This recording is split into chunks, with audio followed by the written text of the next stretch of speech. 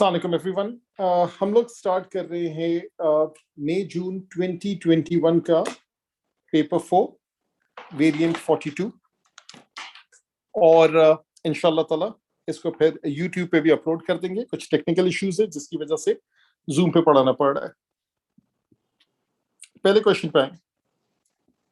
The first question says a particle of mass 0.6 kg is projected with a speed of 4 meter per second down a line of greater slope of a smooth plane inclined at 10 degrees to the horizontal. Use energy method to find the speed of the particle after it has moved 15 meter down the plane. So now this is the first thing. और इसके अंदर क्या करना है? इसके अंदर ये करना है कि आपने एनर्जी मेथड्स निकालने। अब देखिए एनर्जी मेथड जो है वो दो किस्म के हो सकते हैं, एक जिसमें वर्क की इन्वॉल्वमेंट हो और एक वो जिसमें बगैर वर्क अगेंस्ट रेजिस्टेंस वाली कहानी। चूंकि ये स्मूथ प्लेन है तो यहां पे हम ये कह सकते हैं या तो change in potential energy is change in kinetic energy, this is option 1, or I can say total energy at the start minus total energy at the end, that is work done against resistance.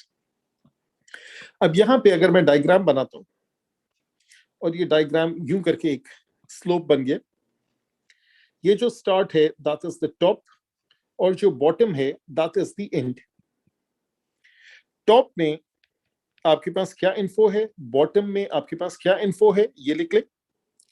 Top में आपके पास speed है 4 meter पर second, so there is kinetic energy at the top, it's not starting from rest, that is half into 0.6 into 4 square.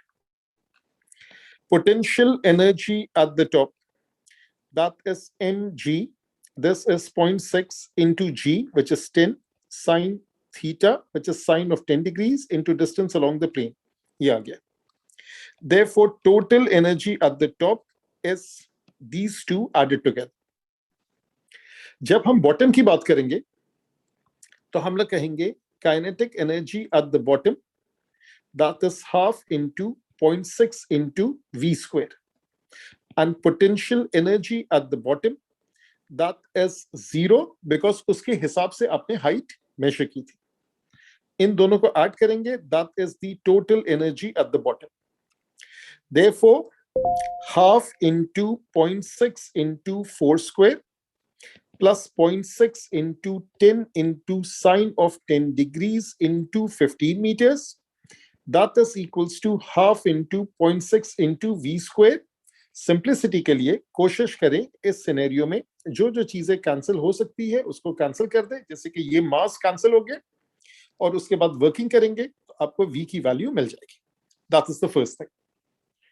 अब हम लोग जरा examiner report में जाते हैं और एग्जामिनर रिपोर्ट में एग्जामिनर किन बातों पे एम्फसाइज करता है उन बातों की बात करते हैं। पहले तो देखिए ये बात कर रहे हैं की मैसेजेस की, ठीक है। अब की मैसेजेस क्या क्या हैं? की मैसेजेस हैं, एक तो बात कर रहे हैं एक्यूरेसी की। Give non-exact numerical answers are required correct to 3 significant figures as stated in the question. And cases where this was most frequently not adhered to was seen in question 2 and question 3. इसका मतलब है लोगों ने accuracy का ख्याल नहीं रखा। That is the main thing that they're talking about. इसका मतलब ये है कि work in 4 significant figures and final answer will be given correct to 3SF. एक चीज तो इस चीज का आपको ख्याल रखना है। दूसरी चीज का आपको ये ख्याल रखना है that is कि candidates are advised to carry out all the working to at least 4 significant figures, वही बात जो हमने अभी देखी है। उसके बाद क्या कह रहे हैं? उसके बाद ये कह रहे हैं कि when answering questions involving any system of forces, अब ये दूसरा एक जनरल आइडिया की मैसेज की नोट एड्रेस ये बात बता रहे हैं कि जब ये हम लोग कोई भी क्वेश्चन करते हैं जिसमें फोर्सेस की इन्वॉल्वमेंट होती है, a well annotated force diagram could help candidate to make sure that they include all the relevant terms when forming either an equilibrium situation or a Newton's law equation or a work energy equation जैसे कि हमने अभी बनाया. Such a diagram would be particularly useful in question 3, 4 and 5. इस पे जब हम आएंगे तब देखेंगे. और last but not the least, अब किसकी बात कर रहे हैं? In questions such as question 7 in this paper, where acceleration is given as a function of time, it is important for candidates to identify the calculus must be used, and it's not possible to apply the equations of constant acceleration. यानी equation of constant acceleration सिर्फ और सिर्फ कब apply होती है? जब हम लोग बात करते हैं कि constant acceleration है. यहाँ पे acceleration constant नहीं है, तो आप नहीं इस्तेमाल कर सकते हैं ये वाली चीज कि आप इस्तेमाल करें.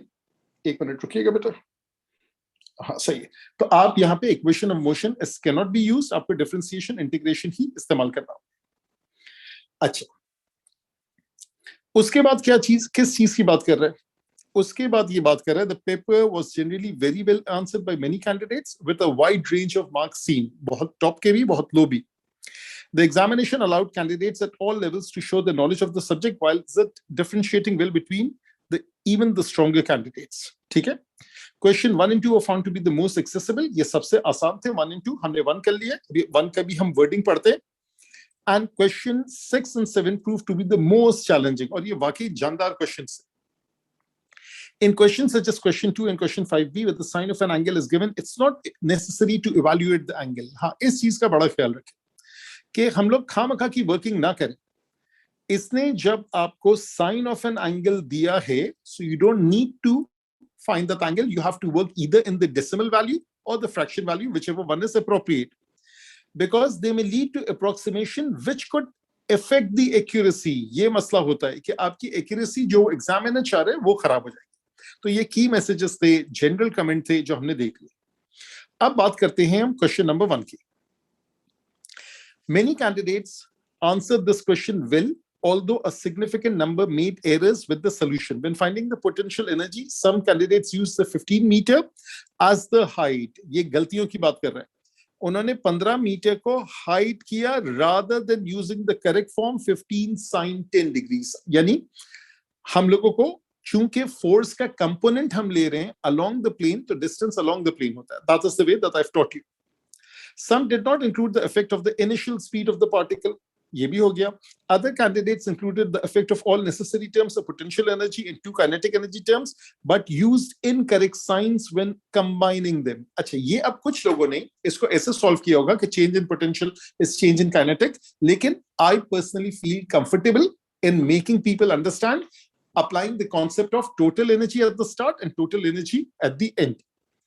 Another common error was to include potential energy and work done by the height, by the weight, which is essentially using the potential energy twice. ये भी लोग करते हैं. ठीक है, लोग ये भी गलती करते हैं. The question specifically asked for the use of an energy method, but some candidates used constant acceleration formula, hence were not be able to gain full marks because of this. ये नहीं करना. Examiner जो method कहे वही method इस्तेमाल करना. It is important that candidates read the question carefully and place close attention to the instruction. ये हमारा पहला हो गया. अब हम फिर से जाते हैं पेपर पे और दूसरे क्वेश्चन की बात करते हैं. अच्छा जी, ये क्वेश्चन नजर आ रहे हैं. एक स्टैंडर्ड जो इक्विलिब्रियम टाइप का क्वेश्चन होता है, इक्विलिब्रियम हो सकता है, रिजल्टेंट हो सकता है, ये वो वाला टाइप का क्वेश्चन आ गया. अब यहाँ पे मैं एक चीज पहले लगा दूं ताकि सारी वर्किंग एक सीक्वेंस में रहे और लोगों को क्वेश्चन बाय क्वेश्चन याद रहे. अच्छा, अब क्या चाह रहे हैं? अब ये चाह रहे हैं कि coplanar forces of magnitude 34 Newton and 30 Newton and 26 Newton act at a point in the direction shown in the diagram.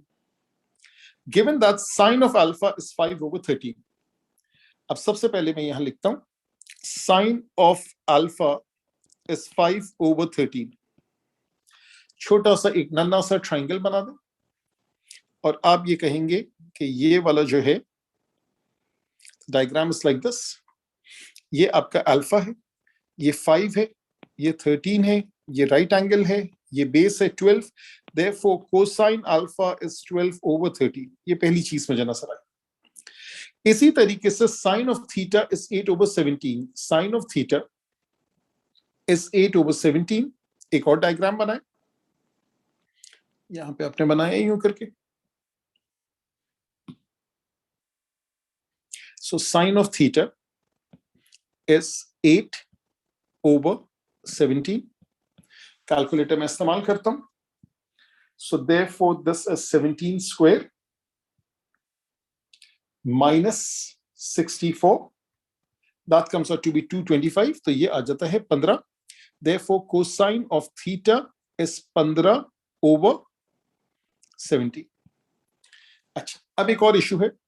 वो इशू ये है कि यहां मैं हॉरिजॉन्टल के साथ में मार्क कर रहा हूं. यूजुअली तो होता ये है कि एंगल हॉरिजॉन्टल के साथ दिया हुआ है. यहां हॉरिजॉन्टल के साथ नहीं दिया है, यहां वर्टिकल के साथ दिया है. इसका मतलब है डायरेक्शंस इसके चेंज हो जाएंगे. तो ये थोड़ा सा थिक मैं बना देता हूं. ये एक कंपोनेंट और थोड़ा सा थिन कर देते हैं.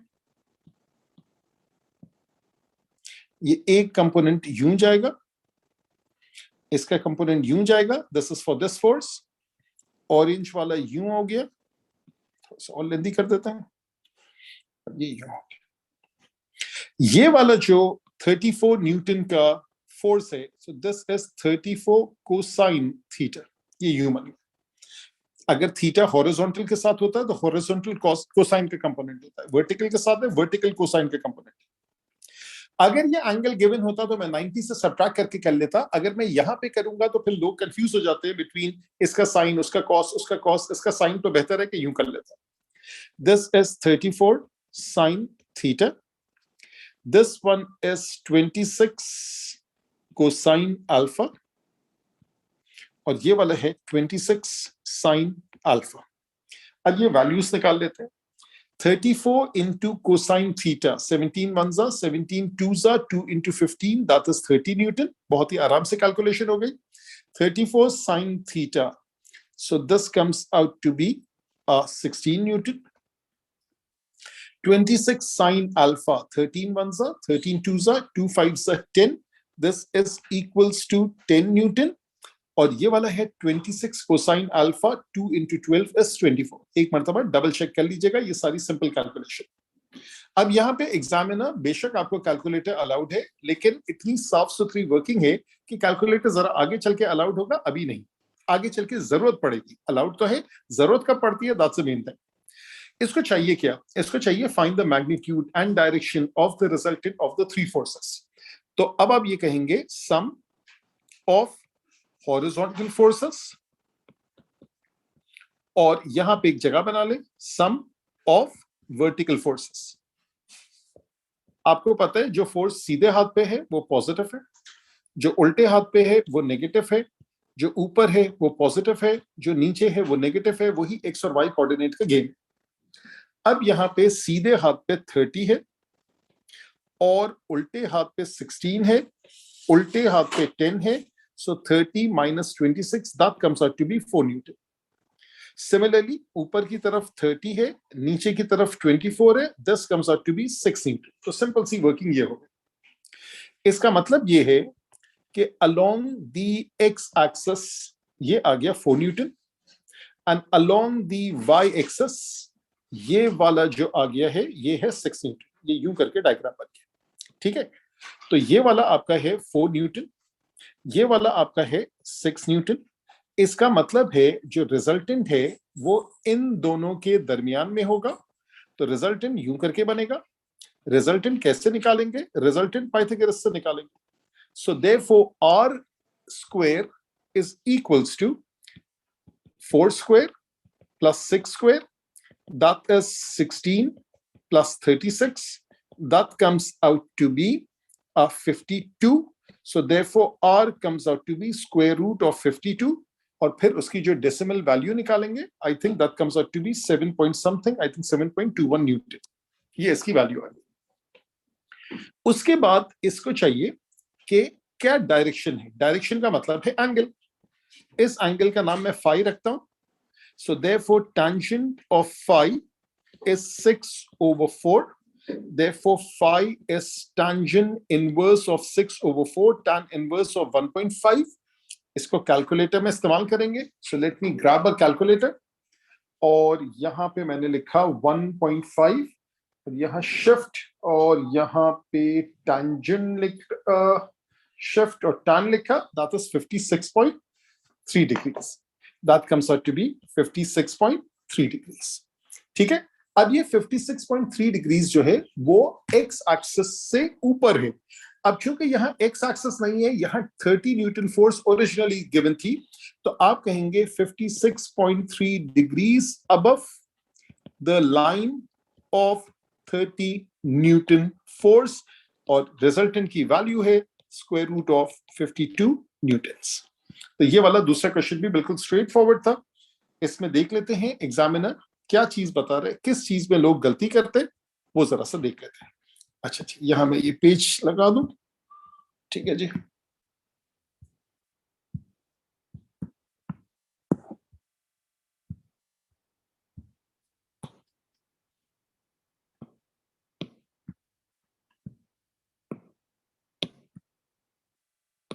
अच्छा जी, चलो जी इस वाला करते हैं. ठीक है,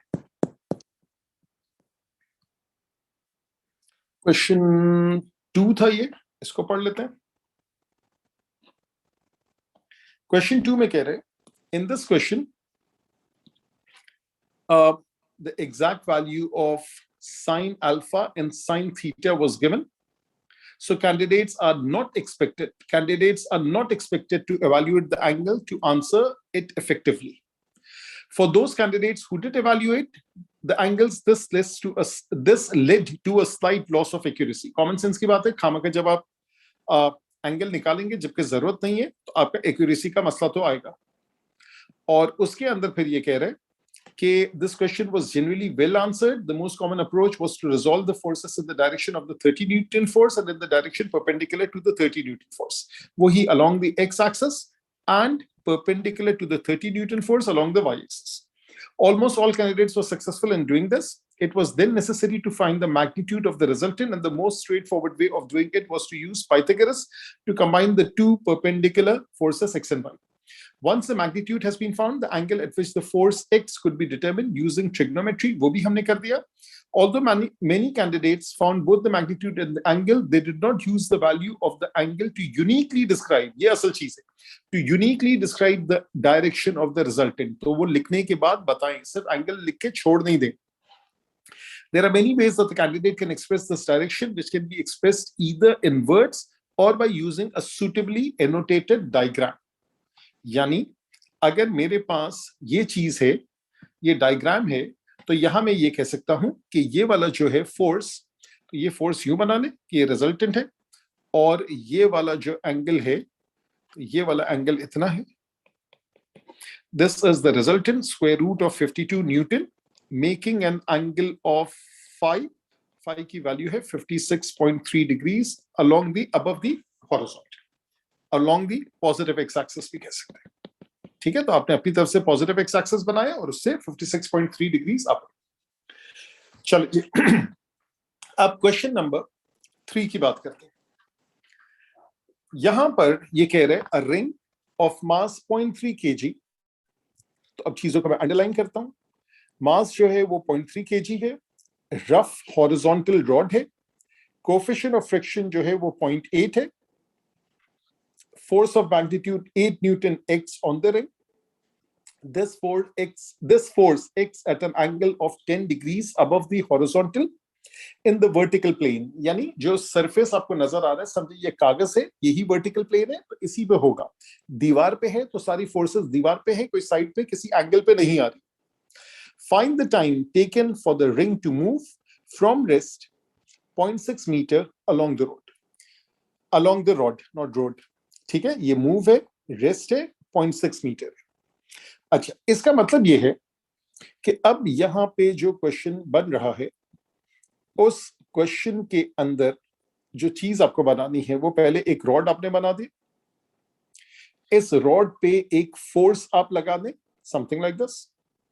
ये 10 डिग्रीज पे आ गया, और थोड़ा सा आपने न्यू साइड पे करना है. यहां पे आपने एक रॉड, एक रिंग लगा दिया, समथिंग लाइक दिस. ठीक है,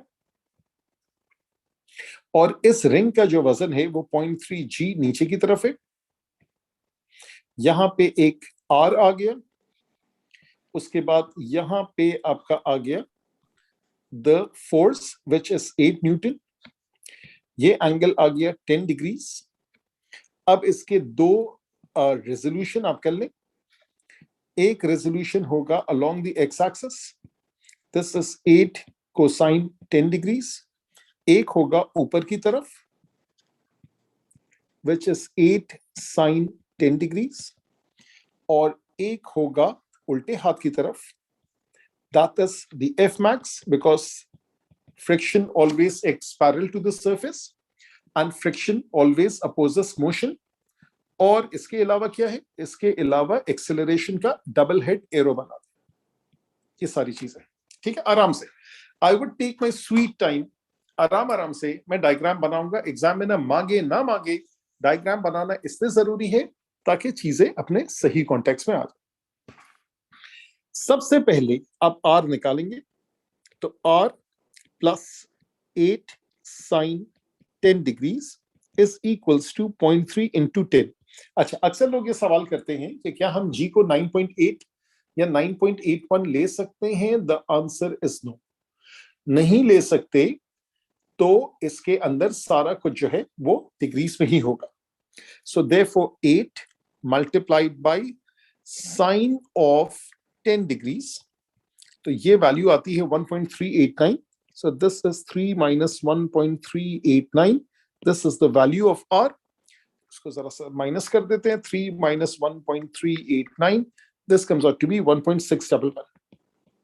ये आपकी वैल्यू आ गई है आर की।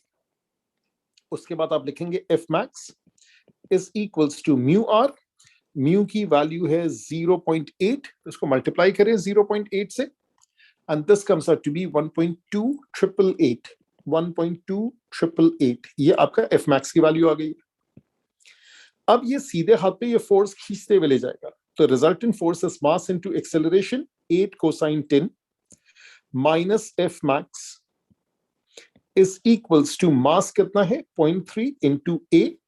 इसको इवैल्यूएट करते हैं, so 8 multiplied by cosine of 10 degrees, that is 7.878। This is 7.878 minus 1.2888 divided by 0.3 is equals to 8। ठीक है, इसको जरा सा सेट कर देते हैं, ये 0 पॉइंट है। सो 7.878 minus 1.2888 is this much divided by 0.3, this comes out to be 21.964। ठीक है, so therefore A is 21.964। हो सकता है मैंने कहीं राउंड ऑफ किया, लेकिन मेरे ख्याल से अच्छी खासी मैंने एक्यूरेसी दी है। ये आ गया। अब आपको क्या चाहिए? आपको टाइम चाहिए। So now U is 0 and distance कितना है? डिस्टेंस है 0.6 मीटर। तो आपको चाहिए time, so S is equals to UT plus half AT square. तो U जो है वो 0 वाला है, तो ये वाला हिस्सा गायब हो गया, ये हो गया 0.6, ये हो गया हाफ, ये हो गया 21.964 into T square. So 2 into 0.6, 2 multiplied by 0.6, ये इवेल्युएट किया, डिवाइडेड बाई 21.964, ये निकाला, और इसका स्क्वायर रूट लिया आंसर का। So this comes out to be 0.234। Answer is coming out to be exact 234 seconds. अच्छा, मैकेनिक्स में आपको आंसर देख के पता नहीं चलेगा कि आपने सही किया या रॉन्ग किया, ठीक है ना। इसमें वो नहीं है कि positive, negative, integer, fraction, decimal. यहाँ पे आपको कॉन्फिडेंस होना चाहिए अपने फोर्स डायग्राम, क्या सारी चीजें आपने ले ली हैं। अगर आपने सारी चीजें ले ली है, then you should be in safe hands. अच्छा जी, आगे बढ़ते हैं और ये एग्जामिनर रिपोर्ट भी जरा एक नजर देख लेते हैं। Question number 3 was very well answered by many candidates. While certain energy approach could be taken to solve, most candidates resolved forces and attempted to find the acceleration of the particle। ठीक है, मेरे ख्याल से इसमें मेरा भी personal inclination यही है कि ये एक हम फोर्सेस के साथ ही करते हैं। Necessary to resolve forces perpendicular, find the normal reaction। ये आपका normal reaction आ गया। A common error made by candidates included replacing the minus sign with a plus sign, whatever। R की वैल्यू ये है, ये भी है। wrongly assume that R is this much। ये बहुत ही कॉमन मिसकंसेप्शन है कि normal reaction is always equals to the weight. नहीं, अगर कोई एक्सटर्नल फोर्स नहीं है, फ्लैट सरफेस है, तब तो ये बात सच है लेकिन अगर कोई ऑड फोर्सेस है तो उसकी रेजोल्यूशन जरूरत है. Once this reaction has been found, the equation of motion along the rod could be expressed using Newton's second law. और इससे आपको एक्सेलरेशन मिली. फिर उसके बाद कांस्टेंट एक्सेलरेशन इक्वेशन है सच एज दिस. इससे आपको find the required value of t. तो इसमें तो कोई खास बात नहीं थी, माशाल्लाह से ये बहुत अच्छे से इक्वेशन होगी. अच्छा जी, आगे बढ़ते हैं. अभी हुए हैं कुछ टेक्निकल इश्यूज थे, तो उसकी वजह से 7:43 हुए. मेरे ख्याल से हमने 7:15 तक शायद स्टार्ट किया था. ठीक है, चले माशाल्लाह ये डन हो गया. क्वेश्चन नंबर 4 पर आए. अब क्या कह रहे हैं? A particle of mass 12 kg is stationary on a rough plane inclined at 25 degrees to the horizontal. Again, underline, underline and underline. Mass है 12 kg, stationary है, move नहीं कर रहा, rough plane है, angle है 25 degree to the horizontal. A pulling force P Newton, ये pulling force है, खींच रही है, Newtons acts at an angle of 8 degrees above the line of greatest slope of the plane. इसका क्या मतलब है? ये वो जुमला है जो बार बार आप सुनते आए हैं. फर्क सिर्फ ये है कि इस मर्तबा उसने डायग्राम नहीं दिए, डायग्राम आपकी जिम्मेदारी बना. ये आपका इंक्लाइन प्लेन है, ये आपका 25 डिग्री है. यहां पे एक मैंने पार्टिकल यूं करके बना दिया है. ठीक है, उसके बाद माय बॉड, एक मिनट इसको जरा सा उठा लेते हैं. ठीक है, ये यूं करके बन गया. ये इसका हॉरिजॉन्टल है, तो let me draw this horizontal like this. ठीक है, और हॉरिजॉन्टल तो नहीं लग रहा है, ये ज्यादा रियलिस्टिक है. और जो वो फोर्स है, वो फोर्स यूं करके मैंने बनाई है, पी न्यूटन लाइक दिस. अब इसकी अच्छी सी लेबलिंग करें. ये है आपका पी न्यूटन, ये है आपका 8 डिग्रीज. इसका मतलब है पी न्यूटन की भी रेजोल्यूशन होगी. This is the line of greatest slope. इसको कहते हैं लाइन ऑफ ग्रेटेस्ट स्लोप, जो कि क्वेश्चन में गिवन होता है, जो कि डायग्राम में जो इंक्लाइन प्लेन है उसी की बात हो रही है. उस पे ये 8 डिग्री है. तो इसका मतलब ये है कि अब मैं इसकी 2 रेजोल्यूशन करूंगा, एक यूं और एक यूं. ये पहली इसकी रेजोल्यूशन हो गई. उसके अलावा फिर क्या चीज है? फिर उसके बाद आपका mg sin थीटा वगैरह होता है. तो ये आपने यूं किया और ये आपने यूं कर दिया. उसके बाद एक और चीज होनी चाहिए, दैट इज आर. ये आरपी बना दिया.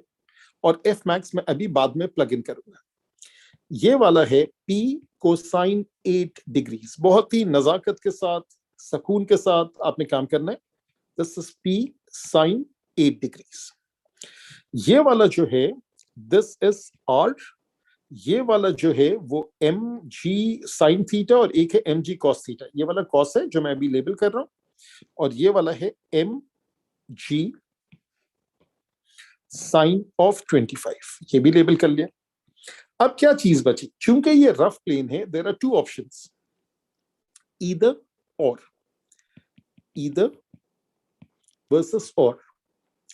About to move up, therefore F max is down the plane. या about to move down. अब ये मूव कहें, स्लिप कहें, जो भी कहानी, जब वो नीचे जाने की टेंडेंसी होगी, so F max would be up the plane. अब हमें कौन सा इस्तेमाल करना है ये सोचना है. सबसे पहले तो जो चीज फिक्स्ड है वो तो आप R निकाल लेंगे. तो आप R निकाल लें. R plus P sin 8 degrees is equals to 12g cosine 25 degrees. Therefore, R is 12g cosine 25 degrees minus P sin 8 degrees. ये आपने R निकाल लिया. और कोफिशिएंट ऑफ फ्रिक्शन जो है वो 0.3 है. इसको भी हाईलाइट कर लेते हैं, अंडरलाइन कर लेते हैं. ये 0.3 है कोफिशिएंट ऑफ फ्रिक्शन, और ये इक्विलिब्रियम है. ठीक है ना? तो यहां पर आप कहेंगे F max is mu R. So therefore this is 0.3 into 12g cosine 25 minus P sin 8 degrees. Of course अगर आप कैलकुलेटर इस्तेमाल करेंगे तो यहां पे कोई वैल्यू आएगी. The only unknown would be P. मैं भी कैलकुलेटर इस्तेमाल नहीं कर. मैं आपको समझाने पे फोकस कर रहा हूं क्यों वो ग्रेटेस्ट कह रहे हैं, और हो सकता है 6 की जगह 9 मार्क्स कह देता, तो अगर वो लीस्ट कहता तो क्या मसला। आर तो अनचेंज रहेगा। अब दो ऑप्शन है, अगर वो ऊपर जाएगा, ठीक है, अगर वो ऊपर जाएगा सो एफ मैक्स जो है वो नीचे है, तो इसका मतलब है पी कॉस 8 डिग्रीज, उसको दो चीजों को बैलेंस करना होगा, ना सिर्फ उसको एफ मैक्स को बैलेंस करना होगा इक्विलिब्रियम के लिए, उसको एम जी साइन थीटा को भी बैलेंस करना होगा। और अगर वो डाउन जा रहे सो देयरफॉर एफ मैक्स ऊपर होगा, तो इसका मतलब है p cosine 8 degrees plus F max is equals to 12g sine 25 degrees. जब मैं यहां p को सब्जेक्ट बनाऊंगा, p cos 8 degrees is equals to 0.3 into 12g cosine 25 minus p sine 8 degrees plus 12g sine 25। ये एक ऑप्शन है। और दूसरा ऑप्शन ये है कि p cosine 8 degrees is equals to 12g sine 25 minus f max, और f max की जो वैल्यू है वो है 0.3 into 12g cos 25 minus p sine 8 degrees। इसको और सिंप्लीफाई करें, p cosine 8 degrees that is 12g sine 25 minus 0.3 into 12g cos 25, ये माइनस माइनस प्लस हो गया, ठीक है, यहाँ पे एक और ब्रैकेट यूं करके बना लिया, तो ये वाला जो है वो हो जाएगा plus 0.3 p sine of 8 degrees. अब इन दोनों को अगर मैं कंपेयर करूंगा तो यहां पे ये इससे मल्टीप्लाई होगा नेचुरली, ये इससे मल्टीप्लाई होगा, ठीक है, और यहां पे ये वाला जो टर्म है इसके ऊपर फोकस करें, ये वाला टर्म इसमें ऐड होगा, यहां पे ये वाला जो टर्म है इसमें से ये सब्ट्रैक्ट होगा, ठीक है, ये वाला तो उधर चला गया 0.3 p वाला, और उधर वो आके ऐड हुआ और जो भी हुआ, लेकिन ओवरऑल कौन सी बड़ी वैल्यू आएगी, तो यहां से this one will give me greatest value of p when it's about to slip down, when it's about to move up, तो एफ मैक्स को भी उसको बैलेंस करना होगा, तो इस सिनेरियो में मेरे पास ग्रेटेस्ट वैल्यू आएगी, और मेरे पास इस सिनेरियो में लीस्ट वैल्यू ऑफ पी आएगी। ऐसे क्वेश्चंस भी आ चुके हैं जिसमें दोनों पूछा है, यहां इसने सिर्फ एक चीज पूछी है, find the greatest possible value of P. अब ये पूरा सेटअप मैंने बना दिया है, अब यहां पर आप कैलकुलेटर को इस्तेमाल करें, वर्किंग करेंगे, आंसर निकालेंगे, and then you would find the value of p. हम लोग ग्रेटेस्ट इसलिए पूछा है, हम लोग ग्रेटेस्ट बिस्मिल्लाह करके ट्राई कर लेते हैं। सो this is P cosine 8 degrees is equals to 0.3 into 12, 0.3 into 12 into 10 multiplied by cosine of 25 degrees, ये मेरी वैल्यू आई है 32.627। This is 32.627। यहां पे हो गया 0.3 into p into sine of 8 degrees, 0.3 into p into sine of 8 degrees, और ये वाला है 12g sin 25, तो ये वाला है 12 into 10 into sine of 25 degrees, ये वाला आता है 50.714। This is 50.714। अच्छा जी, अब यहां पे 32.627 plus 50.714, this comes out to be 83.341। This is 83.341। मैं बिल्कुल नेटिग्रिटी में जा रहा हूं, और यहां पे p कॉमन ले लिया, cos of 8 degrees plus 0.3 sin of 8 degrees, ठीक है, ये भी कैलकुलेटर में करूंगा, cosine of 8 plus bracket 0.3 multiplied by sine of 8 degrees bracket closed, ये आता है 0.032। सो ये है P इंटू 1.032, 4SF में वर्किंग कर रहा हूँ, 83.341. सो 83.341 divided by 1.032, this comes out to be 80.756. P is 80.756, which after rounding off, P is 80.8 Newton. The answer is given correct to 3 significant figures. अब यहां पे ये क्वेश्चन वो था जो जरा सा तगड़ा था, स्ट्रॉन्ग था, और इसमें वर्किंग भी आपको थी, तो ये 6 मार्क का था, तो मैक्सिमम 9 मिनट्स के अंदर ये होना चाहिए, and which is very well manageable. आ जाएं इस क्वेश्चन को पढ़ते हैं. इसमें क्या है, इस क्वेश्चन में लिखा हुआ है, the question asks for the greatest value of P. As the particle is stationary, the two extreme values of P are when the particle is at the point of slipping down and when it's at the point of slipping up the plane. The latter of which, in दोनों में से पुराना वाला, slipping down, which will give rise to the largest value. ठीक है, sorry, latter ये वाला है, my bad, ये वाला है, slipping up है तो friction नीचे है, तो दोनों का बैलेंस करना. Almost all candidates adopted the same approach by resolving forces along and perpendicular to the plane. Each of these equations involved 3 terms. Resolving perpendicular, give an expression normal, वो सारा कुछ कह दिया, माइनस साइन का error है, क्या खास बात है इसमें, sine cosine relationship, coefficient of friction. Once this is done, the 2 equations formed are a pair of simultaneous equations in R and P.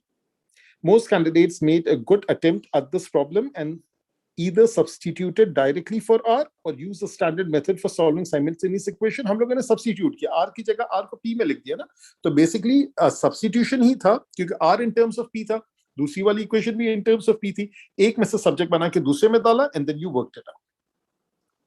चलो जी, ये वाला भी हो गया माशाल्लाह से. अब आ जाएं इस क्वेश्चन में. ये क्वेश्चन भी जरा सा लेंदी क्वेश्चन है, ठीक है. अब इस क्वेश्चन में क्या कहानी चल रही है, एक नजर जरा मैं देख लूं यहां पे, ठीक है. अच्छा जी, यहां पर जो है वो ये है कि a car of mass 1250 kg is pulling a caravan of mass 800 kg along a straight horizontal road. अच्छा जी, ये गाड़ी का मास है, कार है 1250, कैरावैन है 800 along a straight road, horizontal road. The resistances to the motion of the car, नहीं, straight road could be on an incline, straight road could be on a flat surface, ये अलग अलग change करेगा. अच्छा, यहां पे कह रहे resistances to the motion of the car and the caravan. Car का जो है ये वाला, कार के लिए 440 है, कैरावैन के लिए 280. They are connected by a light rigid tow bar. तो कनेक्टेड पार्टिकल का सवाल है. अब जो कुछ इंफॉर्मेशन यहां लिखा है वो पार्ट ए के लिए, A part 1, A part 2, B part 1, B part 2, इन सब के लिए वैलिड है, ठीक है. जहां जहां जरूरत होगी ये सब के लिए वैलिड है, क्योंकि ये फर्स्ट पैराग्राफ में लिखा. अब क्या चाह रहे, अब ये चाह रहे, the car and the caravan move along a horizontal part of a road at a constant speed of 30 meters per second. Calculate in kilowatt the power developed by the engine of the car. पहली चीज, given that the power is suddenly decreased by 8 kilowatt, तो यहाँ पे कोई नई power होगी जो कि पुरानी पावर से लिंक्ड होगी. Given that the power is suddenly decreased by 8 kilowatt, find the instantaneous deceleration of the car and the caravan and the tension in the tow bar. पहले पार्ट दोनों बिल्कुल स्ट्रेट फॉरवर्ड है. छोटा सा diagram बना लें, एक कोने पर चीजों की प्लेसमेंट बिल्कुल सही करें. यहां पे आपने एक कार ले ली, ठीक है, ये आपकी कार हो गई, और यहां पे आपका छोटा सा कैरावैन हो गया, ठीक है, और इन दोनों को ज्वाइन कर दिया है एक टो बार से, ठीक है. ये आपका टो बार है, इसको थोड़ा सा और पतला कर लेते हैं. उसके बाद जो जो जरूरी चीजें हैं उनको लेवल कर. यहां पे टेंशन है, यहां पे टेंशन है. कार के ऊपर जो रेजिस्टेंस है वो है 440 न्यूटन, और जो कैरावैन पे रेजिस्टेंस है वो 280 न्यूटन। ये इस वाले में भी यही है, अगले वाले में भी यही। उसके बाद क्या कह रहा है, उसके बाद ये कह रहा है कि आपका कांस्टेंट स्पीड है, इसका मतलब है एक्सेलरेशन है 0 मीटर पर सेकंड स्क्वायर में, इस के कांस्टेंट स्पीड है। यहां पे जो फॉरवर्ड फोर्स है वो है पावर डिवाइडेड बाय 30। अब हमें आदत यही रहनी चाहिए, चाहे किसी पार्ट में उसकी जरूरत हो या नहीं जरूरत हो, कि हम एक एक पार्टिकल की इक्वेशन बनाएंगे और फिर सिस्टम की बात करेंगे। तो यहाँ पे बात हो रही है कार की, यहाँ पे बात हो रही है कैरावैन की। तो कार की जो इक्वेशन है P/30 minus tension minus 440 is equals to mass into acceleration which is 0। इसको ऐसे टर्स रहने दें। दूसरी इक्वेशन यहां साइड पे लिख दे, ये कार की बात हो रही है, ये कैरावैन की बात हो रही है, और उसके बाद बात होगी सिस्टम की। That is the standard procedure, चाहे आप फिजिक्स पढ़ रहे हो चाहे मैकेनिक्स पढ़ रहे हो। Tension minus 280 is equals to 0, ये दूसरी इक्वेशन हो गई। If I add them up, ठीक है, और मैं इसको जरा अगर ऐड कर दूं तो ये क्या हो जाएगा, दोनों को ऐड करेंगे तो टेंशन टेंशन कैंसिल होगा, P/30 minus 440 minus 280 is equals to 0। ये वाला क्वेश्चन मैं चाहूंगा कि पूरा थरली में सॉल्व करूं। तो 440 में 280 ऐड किया और मल्टीप्लाई कर दिया 30 से, तो 21,600 PS 21,600 वॉट्स। चूंकि इसने किलोवाट्स में मांगा है तो 21.6 किलोवाट ये भी लिखेंगे, और ऑफ कोर्स वर्किंग के लिए तो 21,600 इस्तेमाल करेंगे। अच्छा, अब ये कह रहे हैं given that this power is suddenly decrease by 8 kilowatt, so new power is 21,600 minus 8,000. 8 kilowatt is 8,000 watt. That is 13,600 watt या 13.6 kilowatt. अब क्या चाह रहे, find the instantaneous deceleration. Diagram को फिर से अगर आपको बनाने का शौक है तो यहां से ही मैं कॉपी पेस्ट कर लेता हूं, ठीक है, और इसको यहां लगा देते हैं। अदरवाइज पहले डायग्राम से भी काम चल जाएगा, यहां पेस्टिंग में कभी कभार मसला आता है, तो मैं यहां लिख देता हूं। पहली इक्वेशन होगी पावर, ये है 13,600 over velocity minus tension minus 440 is equals to, अब इसका मास होगा 1250 और 800, so this is 1250 into acceleration, acceleration A हो गया। दूसरी इक्वेशन क्या होगी, टेंशन माइनस कितना है 280 is equals to 800 into acceleration. जब मैं दोनों को ऐड करूंगा तो अब क्या हो जाएगा, 13,600 ओवर वी माइनस 440 और 280, that is 720 is equals to 1250 plus 800, that is 2050 into A। यहां तक सही है। अच्छा, अब क्या चाह रहे कि इसके अंदर आपकी जो इंस्टेंटेनियस डिसेलरेशन है वो जो है वो आपको निकालनी है।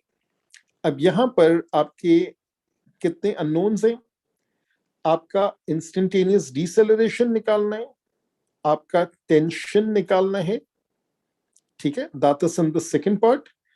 और इस इंस्टेंटेनियस डिसेलरेशन की वजह से आपका जो नया एक्सेलरेशन की वैल्यू है वो भी आपको निकालनी है। सो यहां पर एक चीज जरा सा मैं देख लूं।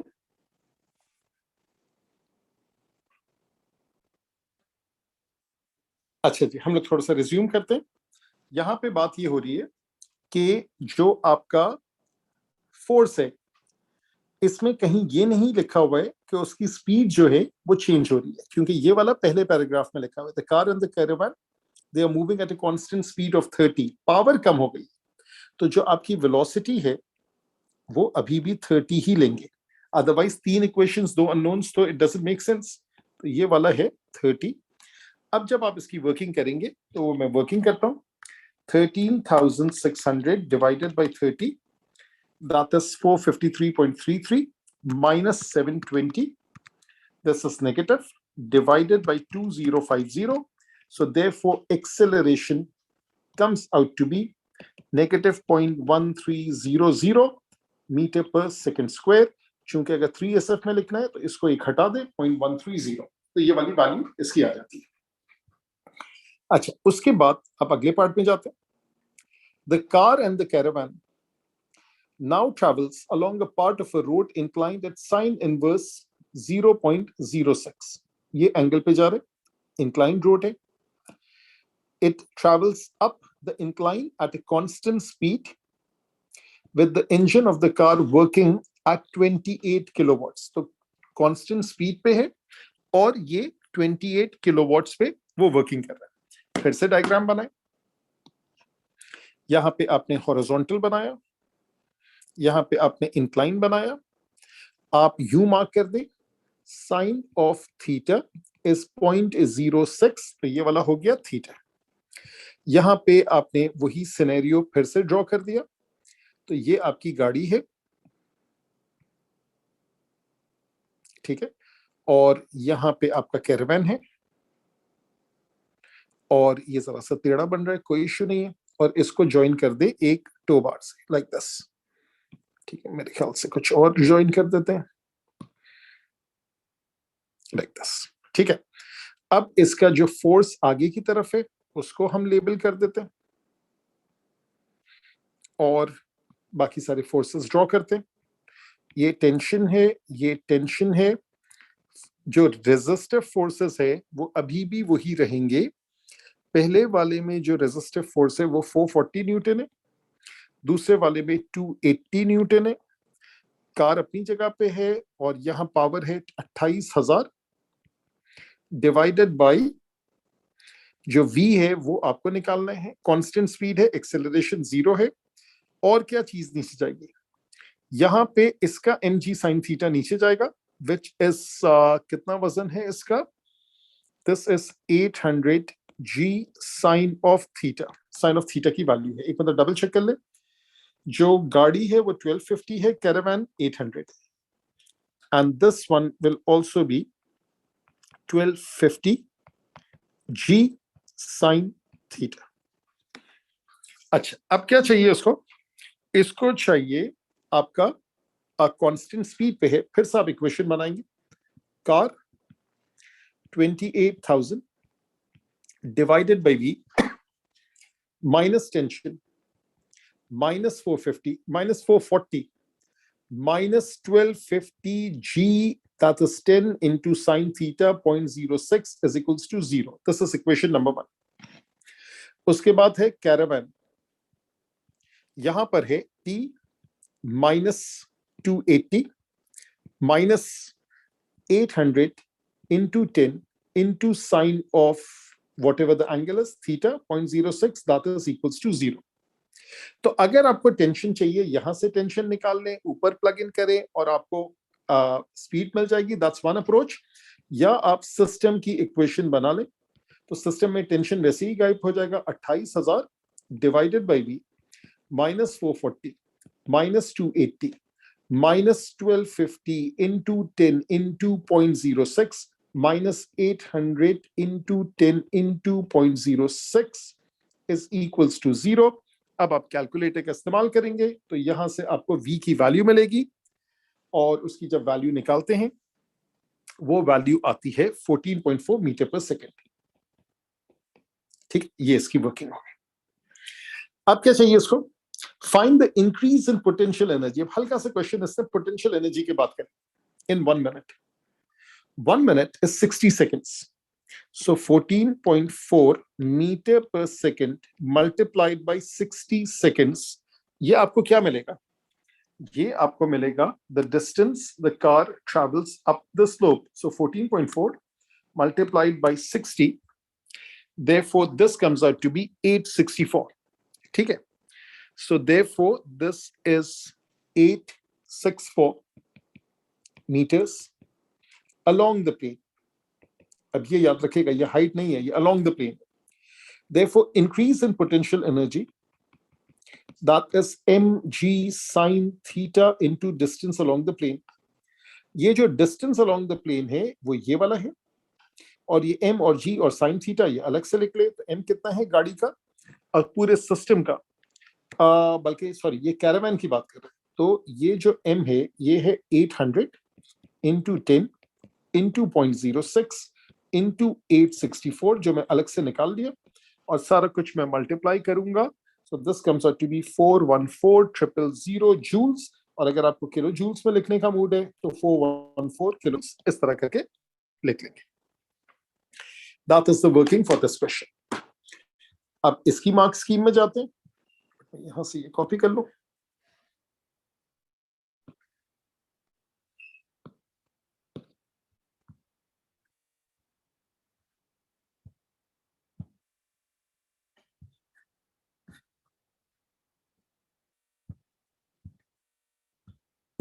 अच्छा अच्छा, ये दो तगड़े क्वेश्चंस रहते हैं जिसके ऊपर अभी हम लोग आएंगे.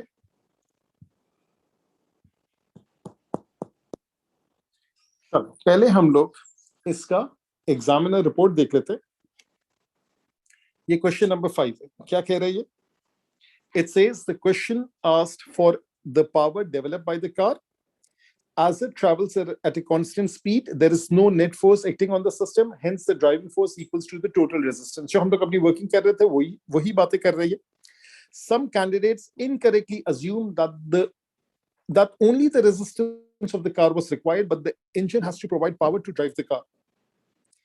And the car in the caravan system, so the driving force was this much. नहीं, यानी ये कहना ये चाह रहे हैं कि यहाँ पे लोग अज्यूम गलती से ये कर रहे थे कि शायद एक की रेजिस्टेंस ले रहे थे, दूसरे की रेजिस्टेंस नहीं ले रहे थे. Candidates then needed to make use the definition of power. Power is force over velocity. Force 720 है, v ये है. यानी हमने जो अपने तरीके से किया है, I think that is a very very clear cut method. Particle system पूरी working हो गई. In this question, it was first necessary to find the new driving force, followed by the reduction in power. Once this was done, Newton's second law could be applied either to the car in the caravan or the system. Two of these equations are needed to find the deceleration and tension. Using the system equation gives the deceleration directly. A common error was seen to take the new power as 8 kilowatt. ये common error है. 8 kilowatt से तो reduce हुआ है. तो पुरानी power minus this 8 kilowatt, that is the new power. Rather than to reduce it by 8 kilowatt, most candidates made a reasonable attempt at this question, often finding the deceleration correctly but not finding the required tension. शायद लोग भूल जाते हैं. उसके बाद क्या बात कर रहे हैं? In this part of the question, the car and the caravan travel up an incline at a constant speed. Hence, the net force acting on the system must be 0. This means that the driving force consists of total resistance plus the component of this thing. Common error seen when finding the driving force was to use the component of mass. ये असल बात है. बहुत सारे लोग जी भूल जाते हैं. Rather than weight, or to ignore the effect of weight, वो पूरा component ही भूल जाता है. Once this driving force F is found, use of the formula with this much gave the constant speed. In this question, the distance traveled in 1 minute at a constant speed is required, जो कि हम लोगों ने पहले ही निकाल लिया. And the distance is given by distance is v into 60. v 14.4 आया था, उसको 60 से multiply किया था. The required potential energy of the caravan is 800 G into sine theta. A common error was to find the potential energy of the car or the system rather than for the caravan. ठीक है, ये common error ये था कि car या system rather than the caravan. Another error was to use D rather than D into 0.06 as the height change in 1 minute. यानी बहुत सारे लोगों ने mgh इस्तेमाल कर लिया. वो height था ही नहीं, वो तो distance along the plane था. अच्छा जी, अब आते हैं इस क्वेश्चन में, क्वेश्चन नंबर 6 पे. ये भी एक जानदार क्वेश्चन है. पहले इसको पढ़ लें. एक शॉर्ट में पूरा इसने पैराग्राफ लिख दिया और इसने 2 पेजेस की आपको जगह दी और इसमें वर्किंग है. ठीक है. It says a particle is projected vertically up from level ground. पहली चीज प्रोजेक्टेड है इस मर्तबा, लेकिन वर्टिकली अपवर्ड्स है. कहां से? Level ground. इनिशियल स्पीड कितनी है? 30 मीटर पर second. At the same instant, उसी वक्त, same instant, particle B is released from rest 15 meters vertically above A. Now this looks like a kinematics question, which of course it is. लेकिन खास बात क्या है, अब सुनिएगा. अब खास बात ये है कि the mass of one of the particle, the mass of किसका ये नहीं पता, तो ऑप्शंस है. The mass of one of the particle is twice the mass of the other particle. अब ये मास क्यों दिया है? क्योंकि ये मोमेंटम का भी क्वेश्चन है. During the subsequent motion, A and B collide and coalesce to form particle C. वो मिलजुल के एक नया पार्टिकल बन जाता है. Find the difference between the two possible times at which C hits the ground. I think momentum के अभी तक जितने questions आए हैं, this one is the most involved question. यानी kinematics, gravity वाली वो full fledged है और साथ में momentum भी full fledged है. और ना सिर्फ ये, बल्कि ये भी है कि जो वजन का पॉसिबिलिटीज है कि एक का वजन डबल है और दूसरे का वजन ये है, वो चीज भी आ गई. पहला काम ये करते हैं, छोटा सा डायग्राम बनाते हैं. इस डायग्राम में हम लोग लेबल करते हैं जो पार्टिकल ए है वो नीचे से फेंका जा रहा है. तो यहां पे एक पार्टिकल ए है, ठीक है, इसको जरा सा ड्रॉ कर लेते हैं. ये पार्टिकल ए है और जो ऊपर से नीचे फेंका जा रहा है ये पार्टिकल बी है. So let me label it. This is particle A, नीचे से ऊपर, ये ऊपर से नीचे, दिस इज पार्टिकल बी. इसकी इनिशियल वेलोसिटी 0 है, इसकी इनिशियल वेलोसिटी +15 है. नीचे से ऊपर उस डायरेक्शन में 15 है. इसका एक्सेलरेशन +10 है, इसका एक्सेलरेशन -10. और ये जो दो पॉइंट्स हैं, ये जो हाइट है of B above the ground, height is 15 meters. पहली जो वर्किंग होगी वो इस चीज की वर्किंग होगी कि displacement of A plus displacement of B, that comes out to be 15 metres. ये आप जहन में रखिएगा, पहली वर्किंग इसकी होगी. दूसरी वर्किंग ये होगी कि मैं वेलोसिटी ऑफ ए भी निकालूंगा, जो भी होगी. मैं वेलोसिटी ऑफ बी भी निकालूंगा, मैं डिस्प्लेसमेंट ऑफ ए भी निकालूंगा, मैं डिस्प्लेसमेंट ऑफ बी भी निकालूंगा. ये सारी चीजें अननोन है, ठीक है. और क्या मुझे टाइम की जरूरत होगी ये मुझे नहीं पता, ये बाद में देखेंगे कि टाइम की जरूरत पड़ती है या नहीं पड़ती है. वो तो आखिर में तो पड़ेगी, लेकिन वो दोनों के एक मिलने के बाद पड़ेगी, इंडिविजुअली नहीं पड़ेगी. सबसे पहले मैं इससे वर्किंग स्टार्ट करता हूं कि आपका जो डिस्प्लेसमेंट ऑफ ए है, that is ut plus half at square, so that is 15 into t plus half into -10 into t square, that is 15t minus 5t square. Similarly, displacement of A, इसका ut 0 हो गया, plus half into +10 into t square, so that is 5t square. दोनों को add करूंगा क्योंकि total distance travelled is 15 metres. ये वाला है -5t स्क्वायर, ये वाला है +5t स्क्वायर. ये ऐड किया, ये कैंसिल हो जाएगा. So therefore in other words 15t is equals to total distance जो है वो है आपका 15, और यहां पे जो वैल्यू आ रही है वो आपकी मेरे ख्याल से 30 है. My bad, let me correct my self. ये वाला जो है ये 15 मेरे ख्याल से मैंने गलत लिखा है. I think it is 30. ये 30, ये वाला है आपका 30. तो यहां पर भी मैं सही कर दूं, ये वाला 30 है, ये वाला 30 है, और इसको सेट करना है. सो दिस इज 30t, यहाँ 0 है, therefore 30t is equals to 15. Therefore t comes out to be 0.5 seconds. आधे सेकंड में कलिजन हो. यहां तक सही है. जब आधे सेकंड में कलिजन हुआ तो मैं इनकी वेलोसिटीज निकालता हूं. So velocity of A, that is v is equals to u plus at, 30 plus minus 10 into 0.5, 30 minus 5, that comes out to be 25 meter per second, and this particle is going up. Velocity of B अगर मैं निकालूंगा, इसके नीचे लिख देता हूं. Velocity of B, that is u plus A times t, that comes out to be 5 meter per second, and this one is going down. ये वाला सिनेरियो है. अच्छा, उसके बाद क्या हो रहा है? उसके बाद मैंने वेलोसिटीज निकाल ली, मैंने ये चीज निकाल ली. अब व्हाट शुड आई डू? अब मुझे ये निकालना है दोनों के डिस्प्लेसमेंट्स भी तो निकाल लेते हैं ना. तो देयरफॉर डिस्प्लेसमेंट ऑफ ए, इसको बल्कि यूं अलग अलग कर लेते हैं, इस वाले हिस्से को उठा के इस साइड पे कर लेते हैं, इस वाले को इस साइड पे कर लेते हैं, इसके नीचे इसका डिस्प्लेसमेंट ऑफ ए निकालते हैं, s is equals to ut plus half at square.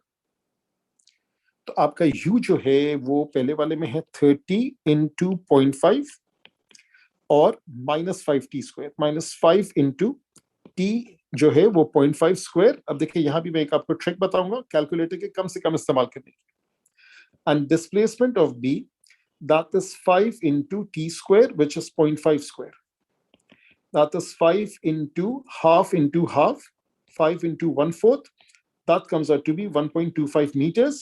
चूंकि टोटल डिस्टेंस 15 मीटर है तो ये वाला जो आंसर है ये सिंप्लीफाई होके आएगा 13.75। कैसे मैंने आया, hint, this is 15 minus 1.25, this gives you 13.75। तो कैलकुलेटर भी इस्तेमाल करेंगे तब भी यही आएगा। जो नीचे वाला है वो ऊपर 13.75 मीटर गया, जो दूसरा वाला है वो 1.25 मीटर नीचे आया। यहां तक ये भी हो गया। अब ये इसलिए इस्तेमाल होगा कि जब वो एक पार्टिकल होगा और वो नीचे गिरेगा तो उसकी वर्किंग भी करनी। अब क्या करना है, अब हम दो ऑप्शंस पे जा रहे हैं, ऑप्शन 1 वर्सेस ऑप्शन 2, और दोनों की ही वर्किंग चाहिए हमें, ठीक है ना, क्योंकि दोनों के टाइम का डिफरेंस चाहिए। तो आपको ये चाहिए कि अगर ये होगा तो ये होगा, दोनों में क्या फर्क है। क्या पूछा इसने, find the difference between the two possible times, या सीधा सीधा वो पूछ लेता what are the two possible times, इसने डिफरेंस पूछा है। ऑप्शन 1 ये है A is heavier than B, option 2 ये है B is heavier than A. जब A is heavier than B है, ठीक है, तो ए का जो मास है, mass of A is 2m, mass of B is m, और यहां पर mass of A अगर m है तो mass of B जो है वो 2m है। अब ये कहानी क्या हो रही है, ये दोनों एक दूसरे की तरफ जा रहे और ये मिल रहे हैं, ठीक है। अब मैं जरा सा डायग्राम बनाता हूं। यहां पे एक रेड सा डायग्राम यूं बनाया, यहां पे ये पर्पल वाला यूं करके आ रहा है, ए नीचे वाला है ना, तो ए को जरा बड़ा कर देते, बी को छोटा कर देते। एक मिनट, यहां पे ए को जरा सा बड़ा कर दिया और बी को जरा सा छोटा कर दिया, ये यूं किया, और इस वाले में बी को बड़ा कर दिया और ए को छोटा कर दिया, just to give it a realistic look. अच्छा, यहां पे मैं लेबल कर लूं, ये ए है, ये बी है, ये ए है, ये बी है। यहां पर प्लस माइनस का ख्याल रखना है। आपके पास स्पीड्स भी हैं, कौन कौन सी स्पीड्स है, ए की 25, बी की 5।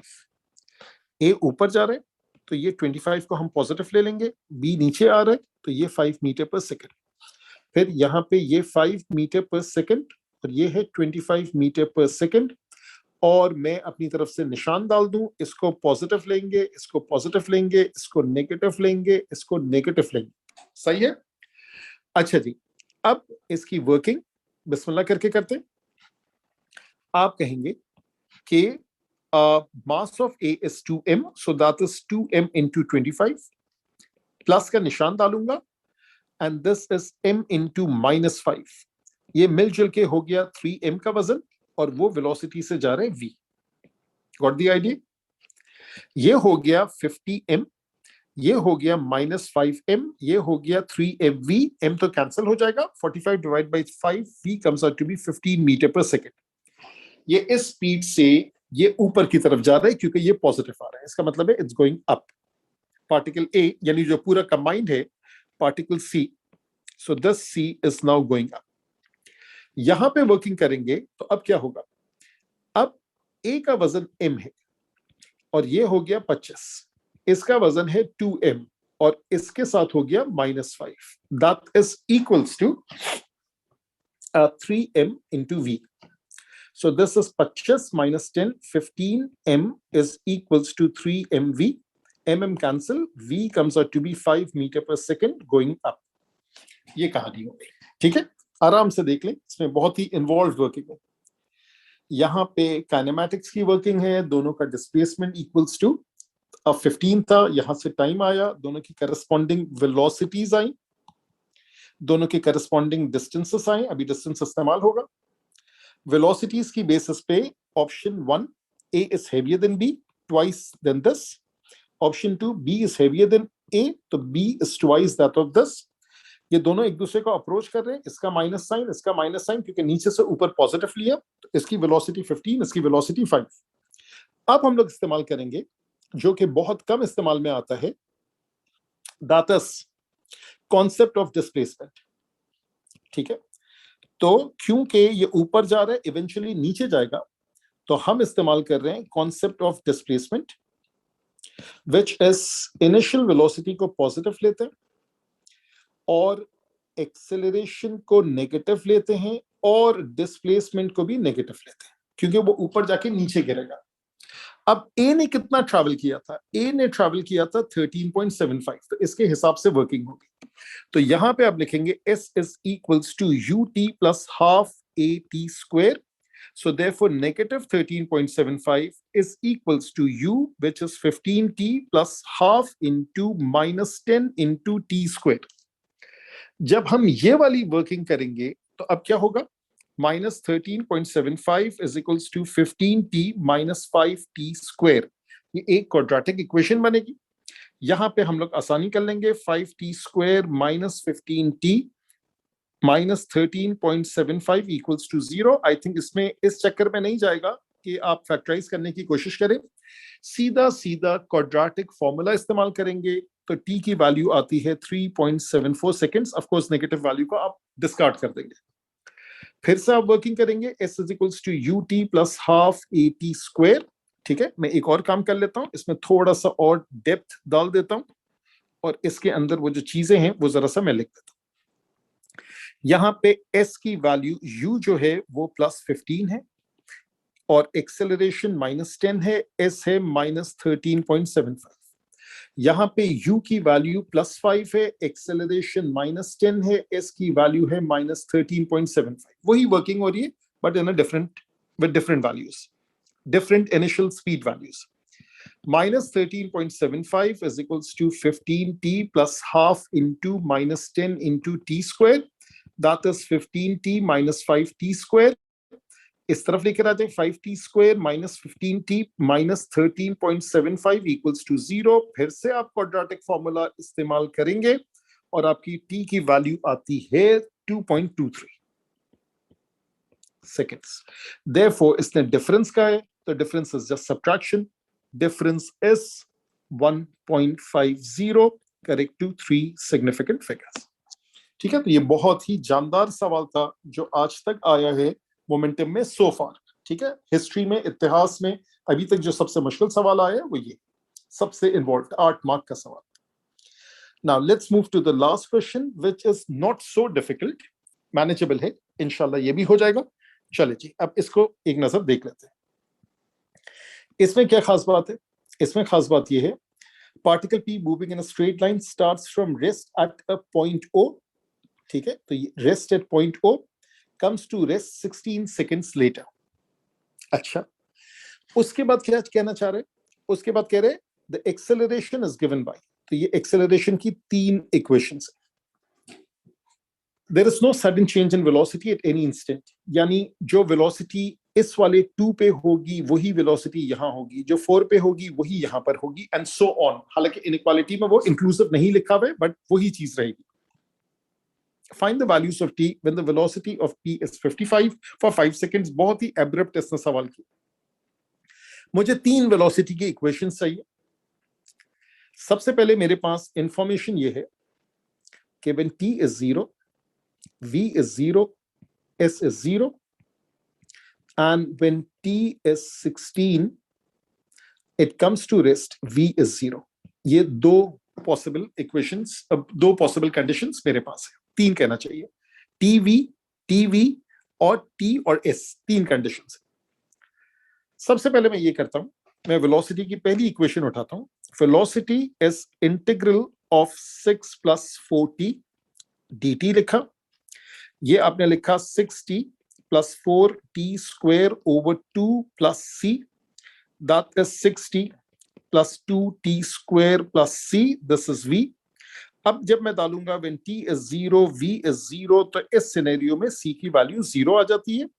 Therefore वेलोसिटी की पहली इक्वेशन है 6t plus 2t square, ये पहली इक्वेशन आ गई, इसको हाईलाइट कर लें। This is the first equation that we got. अब क्या करेंगे, अब हम लोग ये करेंगे कि जब t की वैल्यू 2 है, क्योंकि वो 2 तक है, जब t की वैल्यू 2 है तो वेलोसिटी की वैल्यू है 6 into 2 plus 2 into 2 square. 2 square is 4, 4 2s are 8. 8 plus 12, that comes out to be 20 meter per second. तो ये कंडीशन इस्तेमाल करेंगे। कब इस्तेमाल करेंगे? दूसरी कंडीशन के लिए। वेलोसिटी की दूसरी कंडीशन है, ये है 14 dt, सिर्फ 14 है ना, ये सिर्फ 14 है। इसको इंटीग्रेट करेंगे तो ये हो जाएगा 14t plus k।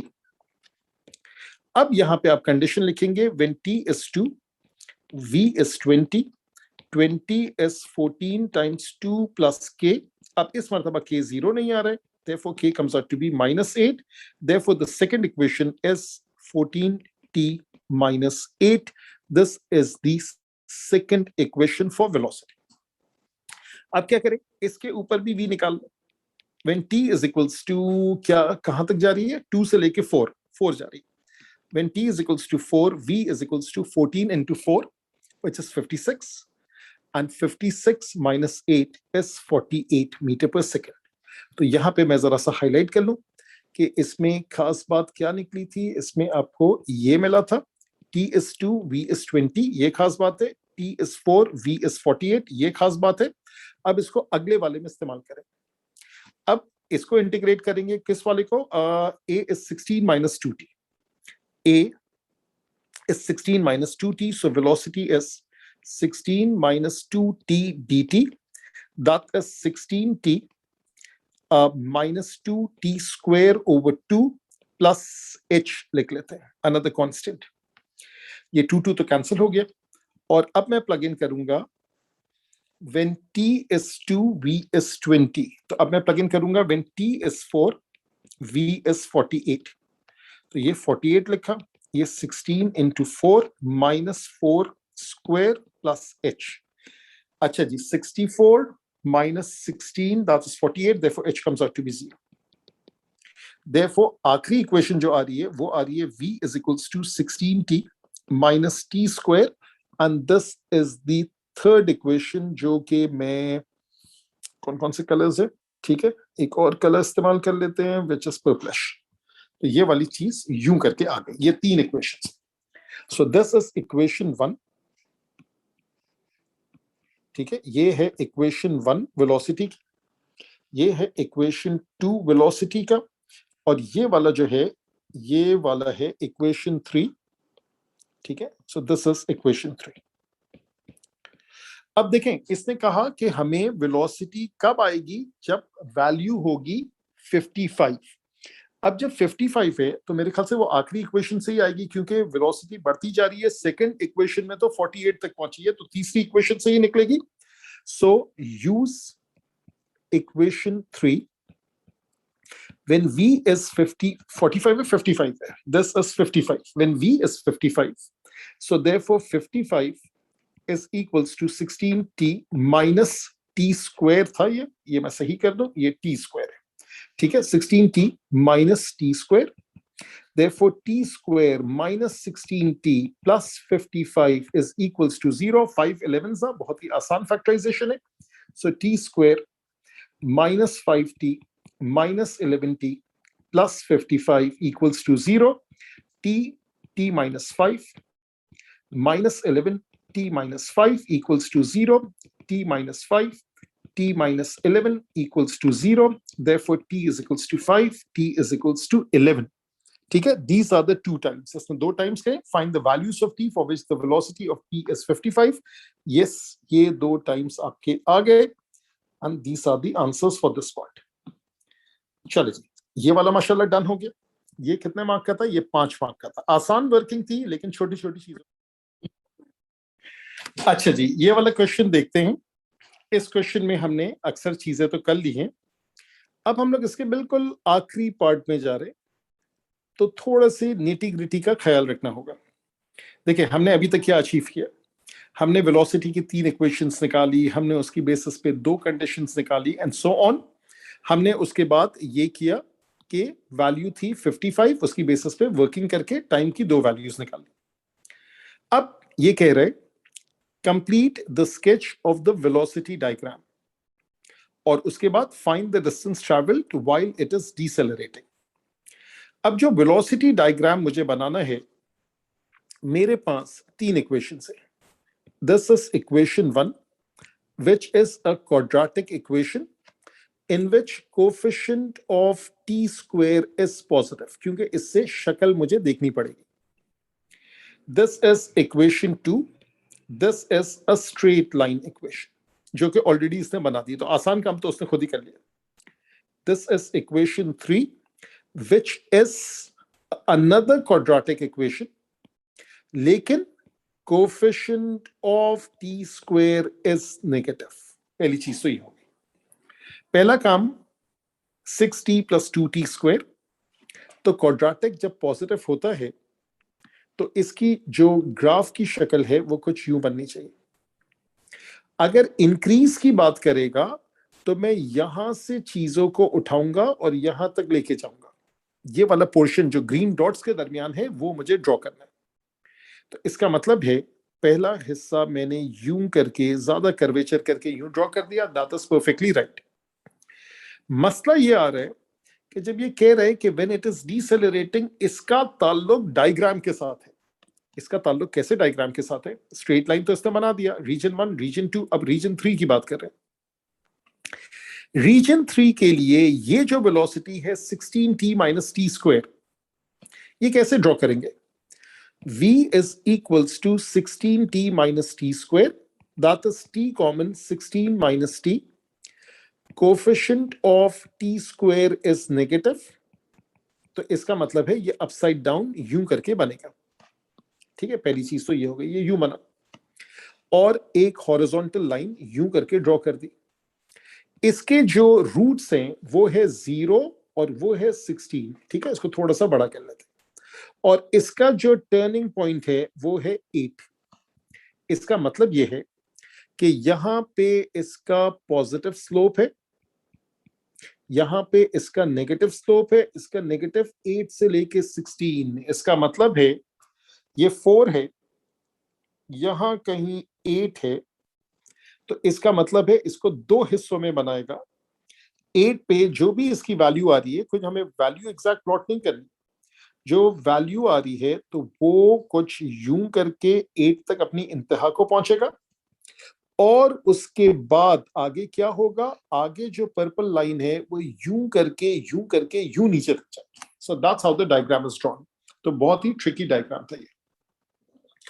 अब इसी का ताल्लुक, अब इसका ताल्लुक है आखिरी पार्ट से, find the distance while p is decelerating।